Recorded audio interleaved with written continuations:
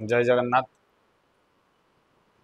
वर्तमान बिहार रे इलेक्शन आगो को विधानसभा इलेक्शन थिबारु राजनैतिक हलचल सेठी जोर चलछि। केजरीवाल परी सेठी भी जणे तृतीय सामुख्य बाहरी जन सुराज पार्टी ता बाद तो पूर्व जेडीयू आमर लाल यादव दल अच्छी।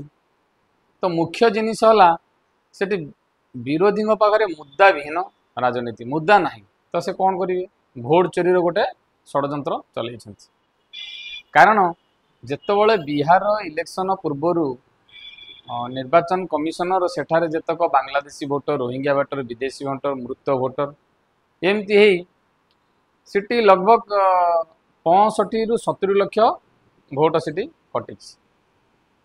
तो से भोट 20 लक्ष तो मृत भोट थिले से तो सब दल भी थे जेकोसी दल था भारतीय जनता पार्टी हो कांग्रेस हो कि जो दल हो तेणु से चली। तो मुख्य जिनिस हूँ जो रोहिंग्या माने से रोहिंग्या भोट लिस्ट थिला कि जड़े जनक ना रे चारि चारोटी भोट था। मुख्य जे लालू प्रसाद यादव जे तेजस्वी यादव जे उपमुख्यमंत्री थिले विगत दिन में तांकर भी दुईटी जगह भोट थिला। आपण माने चिंता करंतु को टाइप रो राजनीति चली।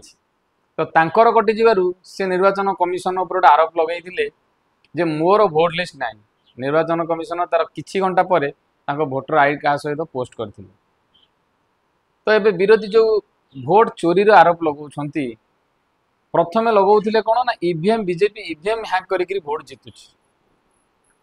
जेतले ईवीएम हैक के भोट जितुछि बिले जेतले विरोधी लगेइले तो सेतबेले निर्वाचन कमिशन ईवीएम को ऑफिस रे थोई कहले समस्तଙ୍କ ପାଇଁ ଖୋଲା ଅଛି ସମସ୍ତେ ଆସିକିରି याको हैंग करिकरी देखाओ जोटू जेमिति इंजीनियर आणुछंती सेमति आपण करिकरी हैंग करिकरी देखांतु केमिति आपण जदि हैक कर देबे तो आमे मानिबा ना तो ईवीएम हैक होउची बिली सुप्रीम कोर्ट भी जिनस ही कहिथिले किंतु कोनोसी विरोधी दल नेता कि कोनोसी इंजीनियर साहस करनथिले ईवीएम हाथ मारिबे काहेकि ना से हैक होई पारिबो नाही।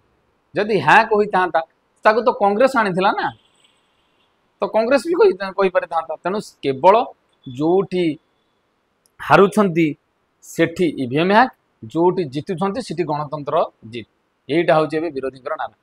एकाथी तो दुईटी स्टेट रे इलेक्शन होइतिला महाराष्ट्र झारखंड। महाराष्ट्र तांकर सुपुड़ा साफ हो गला तो सेठी ईवीएम हैक है झारखंड रे जीतीगले सेठी गणतंत्र जीत होगा। तो विरोधी रोचे यही प्रकार नारा। तो एबे चली कौन ना भोट चोरी भोट चोरी से एथिपाई बोबाली छाड़ी पारे कौन सी मुद्दा नहीं। तो जो रोहिंग्या बांग्लादेशी भोट से कहा भोट नॉर्मली कांग्रेस भोट से माने अनुप्रवेश भोट रे बलिया। तो जितेबाला 70 लक्ष भोट कटिची बिहार रे 8 कोटी रु किछि अच्छी समथिंग अच्छी भोट टोटाल। तो 70 लक्ष जितेबाला भोट कटिची लगभग 9 रु 10% भोट सेठी कटि जाइछि। आ सेटा कहार कटिला ना कांग्रेस दल ही कटिला कांग्रेस जेडीयू लाल बहादुर पार्टी दलर कटिला। तेणु से पागल कुकुर कामुड़ा परी होउछंती किंतु वास्तविक देखापी गले जेकोसी दलर हो आम देशर नागरिक भोट न दे ये बाहर अनुप्रवेशकारी भोट दबा केते दूर ठीक। आज सीना राजनैतिक एपरी होउची आगामी भविष्यत पीढ़ी केते खतरनाक यहाँ हो जानी पारुना। देखो आपण मैंने एबे जो वक्त बिल पास करागला भारत सरकार द्वारा लोकसभा मोट 37 जन एमपी अच्छा मुस्लिम किंतु दुखर विषय वक्त बिल विपक्ष में भोट पड़ता 232 आउ क्यों मैंने देते आमर हिंदू एमपी मान। तो चिंता करंतु सेकुलार आम देश में यहीपरी भाव में व्यापिलाणी एमाने जानू ना आगामी भविष्य कौन है। निज धर्म पाई लड़तु जेकोसी दल पाई राजनीति करतु निज धर्म पाई लड़तु। कांग्रेस दल कथा कहि सी गोटे दल नुहे सी गोटे मुस्लिम संगठन। कारण आपण मैंने निजे देखु तार प्रतिष्ठाता जड़े ब्रिटिश आम भारतीय किए ना। तेणु सेमानकर लक्ष्य भारत को खंड विखंडित करवा। आपण देखु जेतक विभाजन होइछि कांग्रेस टाइम रे होइछि काश्मीर को अलग कले, काश्मीर को 370 धारा देले, बर्तमान 370 धारा उच्छेद पर बर्तमान भी कांग्रेस कहूँ मु शासन को आसिला पर से 370 धारा को पुणी थे लागू करी। तो कौ प्रकार षड्यंत्र, कौ प्रकार मानसिकता मु मानुची कांग्रेस दल रे किसी भल नेता भी अच्छा किंतु सेमानक सामना को छड़ा जाऊ नहीं। गोटे परिवार कांग्रेस उपरे भरोसा रखुची, केवल गांधी परिवार को नहीं कहले कांग्रेस को बुझाऊँ। तेणु चामचा मानक मुझे कहबी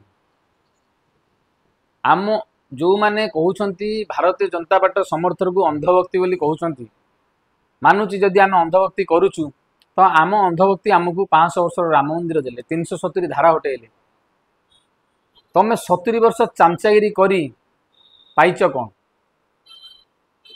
गोटे सभापति भी आप चेंज कर पारना, से परिवार इशारा ही सभापति होती।